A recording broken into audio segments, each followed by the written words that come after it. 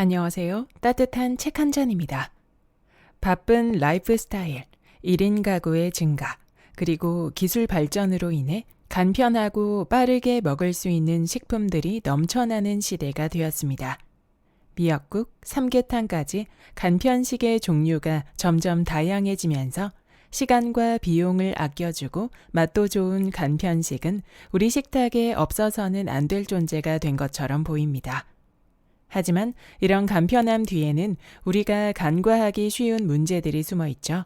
식품 첨가물, 과당과 나트륨의 과도한 섭취 등 초가공 식품이 주는 장기적인 건강 문제들을 피할 수 없습니다. 오늘 영상에서는 간편식과 가공식품의 현실을 짚어보고 우리가 되도록 가공식품을 멀리해야 하는 이유, 어쩔 수 없이 먹어야 한다면 더 건강하게 먹는 방법에 대해 이야기해 보겠습니다. 지금부터 책 속으로 들어가 보겠습니다. 가공식품이란 인위적인 가공 과정을 거쳐 만들어진 식품이다. 이 과정에서 자연에서 얻은 원재료에 각종 식품 첨가물이 들어간다. 식품의 품질을 향상시키기 위한 영양 강화제, 보존 기간을 늘리기 위한 산도 조절제와 산화 방지제, 더 맛있어 보이게 하기 위한 팽창제와 응고제, 식품의 맛과 냄새를 향상시키기 위한 착향료와 착색료 등 식품 첨가물의 종류는 아주 많다. 이 식품 첨가물들은 비록 안전성 검사를 받았다고는 하지만 체내 허용치 이상을 섭취할 경우에는 큰 부작용을 겪을 수 있다. 미국 미시간 주립대학교의 연구에 의하면 식품 첨가물이 들어간 가공식품은 면역력 생성에 관여하는 세포를 손상시키고 혈액을 산성화시켜 체내 pH 농도의 균형을 무너뜨린다. 또 도파민 분비에 관여해 영양을 충분히 섭취하지 않아도 포만감을 들게 만들어 중독성을 높인다. 식품 첨가물 범벅의 가공식품이 체내에 들어오면 우리 몸은 그 독성을 없애기 위해 다량의 영양소를 동원한다. 원래는 인체의 각 장기로 가야 할 영양소가 필요한 장기에 쓰이지 못하고 독성을 해독하는 데 쓰이는 것이다. 그 결과 영양소를 충분히 섭취해도 결핍 상태가 되어 면역력의 저하와 질병의 위험성을 높인다. 이런 가공식품은 우리 주변에 넘쳐난다. 다량의 당분이 함유된 시리얼, 전자레인지에 데피면 바로 먹을 수 있는 간편식품, 건조 분말 수프, 과자, 빵, 햄, 베이컨, 소시지, 단무지, 라면, 치킨 너겟 등이 그렇다. 채소나 과일을 가공하는 경우도 마찬가지다. 먹기 편하게 건조시키는 과정에서 원래 들어있던 식이섬유와 비타민, 미네랄 등 몸에 좋은 영양소는 파괴되고 당분의 함유량이 늘어나 비만과 당뇨병의 위험이 현저히 높아진다. 식품 첨가물의 섭취를 줄이는 조리법. 식품 첨가물의 섭취를 줄이려면 조리법에 신경 쓰자. 착색료, 산화 방지제, 산도 조절제 등은 찬물에 약하니 단무지, 두부, 게맛살 등은 먹기 전에 찬물에 헹구자. 또 다수의 식품 첨가물은 높은 온도에 약하니 끓는 물에 살짝 데치고 끓이거나 찬물에 헹굴 수 없는 식품을 먹어야 하거나 이미 섭취한 식품 첨가물이 걱정된다면 비타민C가 풍부한 과일과 채소를 충분히 섭취하자. 그러면 체내에 식품 첨가물의 독성이 배출되고 영양 손실을 막을 수 있다. 음식을 먹을 때마다 식품 첨가물을 섭취할까봐 불안해하면 건강 염려증이 생길 수 있다. 그럴 바엔 식품 첨가물이 안 들어갔거나 최대한 적게 들어간 식품을 골라 먹자. 면역력을 지키기 위해서는 나쁜 음식을 멀리하는 것도 중요하다. 단무지, 찬물에 5분 정도 담근 후 깨끗이 씻거나 식초물이나 설탕물에 담갔다가 조리한다. 통조림 식품, 체에 받쳐 국물을 제거한 후 흐르는 물에 살짝 헹군다. 게맛살, 찬물에 담갔다가 흐르는 물에 씻어서 조리한다. 햄, 소시지, 끓는 물에 살짝 데치거나 80도씨 물에 1분 담갔다가 조리한다. 어묵, 미지근한 물에 담갔다가 조리한다. 라면, 끓는 물에 면을 데친 뒤에 그 물은 버리고 조리한다. 스프는 정량보다 적게 넣고 채소를 넣어 함께 조리한다. 식품 첨가물 일일 섭취 허용량의 진실. 가공식품으로 인한 건강 악화를 예방하기 위해 세계보건기구 WHO는 식품 첨가물 일일 섭취 허용량을 정해놓았다. 그러나 우리가 하루에 단 하나의 가공식품만 먹는 것이 아니기 때문에 식품 첨가물 일일 섭취 허용량을 넘어서기 일쑤다. 문제는 여기에서 그치지 않는다. 식품의 가공 과정에서 간접적으로 사용한 첨가물은 포장재에 표기되지 않는다. 게다가 작은 제품의 포장재에는 법적으로 5가지만 쓰도록 되어 있다. 예를 들어 껌에는 어떤 식품 첨가물이 들어있는지 알 방법이 없다. 항산화 식품 섭취로 독소 배출. 안타깝게도 현대사회의 식단에서 식품 첨가물을 배제하기란 쉬운 일이 아니다. 그렇다면 이미 섭취한 식품 첨가물을 빨리 배출해야 하는데 가장 좋은 방법은 항산화 물질인 피토케미컬이 풍부한 식품을 충분히 먹는 것이다. 피토케미컬이 풍부한 식품은 다양한 색깔의 채소와 과일, 견과류 등이다. 대표적인 피토케미컬인 폴리페놀은 광합성에 의해 생성된 식물의 색소와 쓴맛 성분으로 포도처럼 색이 선명하고 떫은 맛이나 쓴맛이 나는 식품에 많다.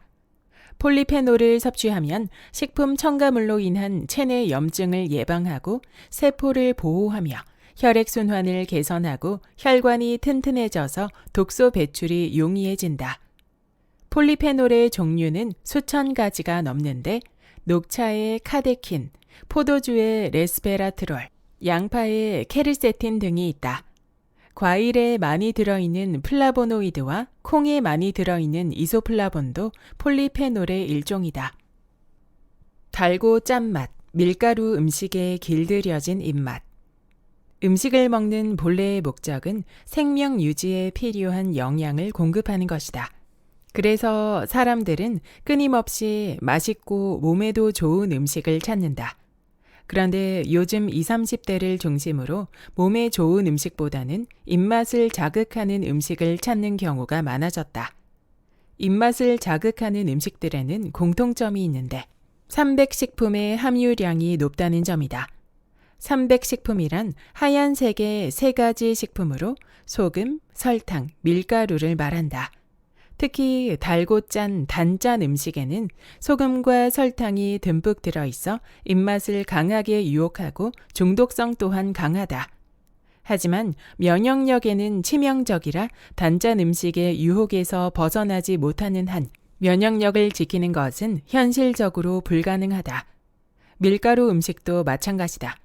밀가루에 함유된 글루텐이 중독성이 있기 때문이다. 전문가들이 설탕에 붙여준 별칭이 있다.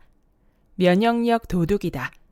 미국의 임상영양저널에 게재된 연구 결과에 따르면 아침에 일어나서 100g의 설탕을 섭취하면 박테리아를 제거할 수 있는 면역세포의 능력이 크게 감소하며 이런 증상은 최대 5시간 동안 유지된다.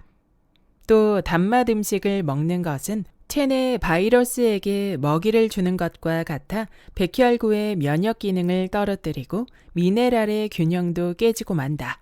그러면 감기에 자주 걸리고 암에도 취약한 몸이 된다. 설탕은 면역세포의 7, 80%가 모여있는 장에도 나쁜 영향을 미친다. 호주 애들레이드 의과대학에서 연구한 바에 따르면 피실험자에게 2주간 매일 인공 감미료가 들어있는 음료수를 1.5리터씩 마시게 한 결과 그렇지 않은 대조군에 비해 장내 유해균 수가 현저하게 늘어났다. 또 면역력이 약해졌을 때 질병을 일으키는 병원균의 수도 빠르게 증가한 것으로 나타났다. 세계보건기구가 권장하는 하루 설탕 섭취량은 25g 이하이다. 염분의 과잉 섭취는 면역력에 악영향. 단짠 중 짠의 정체는 염분, 즉 소금이다. 염분이 많이 들어간 음식을 섭취하면 고혈압이 생긴다는 것쯤은 이제 상식이 되었다. 염분이 많은 음식을 먹으면 삼투압의 원리에 의해 혈액 내 수분이 많아져서 혈액량이 증가하고 자연스럽게 혈압이 상승한다. 고혈압은 심혈관 질환이나 뇌졸중을 일으키고 심하면 사망으로 이끌기도 한다. 또 과도한 염분 섭취는 위암의 원인이 된다. 짠 음식이 면역력에 좋지 않은 영향을 미친다는 사실은 실험에 의해서도 증명되고 있다. 독일 본대학교 면역학 연구소의 크리스티안 쿠르츠 교수팀은 고염분 먹이를 먹은 쥐와 그렇지 않은 쥐의 장과 간의 질병의 원인이 되는 병원체가 어느 정도 되는지를 연구했다. 그 결과 고염분 먹이를 먹은 쥐의 경우 그 전보다 병원체가 적게는 100배, 많게는 1000배까지 증가한 것으로 나타났다. 동물 실험뿐만 아니라 사람을 대상으로 실시한 실험에서도 비슷한 결과가 도출되었다. 세계보건기구가 정한 일일 나트륨 적정 섭취량은 2g 미만인데 피실험자에게 매일 6g을 더 섭취하게 하자 당질 코르티코이드가 증가했다. 이 물질은 체내에서 분비되는 호르몬의 일종으로 포도당의 대사를 조절하고 탄수화물이 지방으로 전환되는 것을 촉진한다. 또 두뇌 활동에 관여해 식욕이나 쾌감 등을 느끼게 한다. 언뜻 보면 문제될 게 없어 보이지만 면역 작용을 낮추는 부작용이 있다. 즉, 당질 코르티코이드가 늘어나면 면역력이 약화된다. 뿐만 아니라 이 호르몬은 세포에 공급될 에너지를 만들어내는 미토콘드리아에 손상을 입힌다. 이렇게 되면 활성산소가 제대로 제거되지 않아 질병에 걸릴 가능성이 높아진다. 이처럼 설탕과 소금은 면역력을 떨어뜨리는 식품인데 이 두 가지가 듬뿍 들어간 음식은 오죽할까? 단 음식만 혹은 짠 음식만 먹을 때보다 더 큰 타격을 입을 수밖에 없다. 이런 단짠 음식의 폐해에서 벗어나려면 무엇보다 단짠 음식에 길들여진 입맛을 개선하려는 노력이 필요하다. 소금과 설탕이 만들어내는 자극적인 맛 대신 고구마, 단호박, 양파를 익혔을 때 나는 자연의 단맛에 익숙해지고 소금의 짠맛을 대신해서 허브 향에 길들여지면 소금과 설탕에 대한 의존성이 지금보다 확연히 줄어들 것이다. 여기까지 면역력을 높이는 식생활의 본문 일부였습니다. 한 예능 프로그램에서 어묵을 물에 헹궈 먹어야 하느냐, 그냥 먹어도 되느냐를 두고 논란이 있었는데요. 정답은 미지근한 물에 잠시 담갔다가 조리하면 식품 첨가물을 씻어낼 수 있다는 것이었습니다. 이런 작은 노력으로 우리가 섭취하는 첨가물의 양을 줄일 수 있다는 걸 보여주는 사례인데요. 그럼에도 단짠 음식과 간편식에 익숙해진 사람이 점점 늘어나고 있습니다. 맛있고 간편하다는 이유로 가공식품을 선택하게 되지만 장기적인 건강을 위해서는 우리가 최대한 자연식에 가까운 음식을 선택하고 노력해야 한다는 점을 잊지 말아야 할 것입니다. 오늘의 작은 선택이 쌓여 앞으로의 건강한 삶을 만들어가는 큰 힘이 될 것입니다. 여러분도 오늘부터 식탁 위에서 조금 더 자연과 가까운 선택을 해보는 건 어떨까요? 구독과 좋아요와 댓글은 큰 힘이 됩니다. 다음 영상에서 만나요.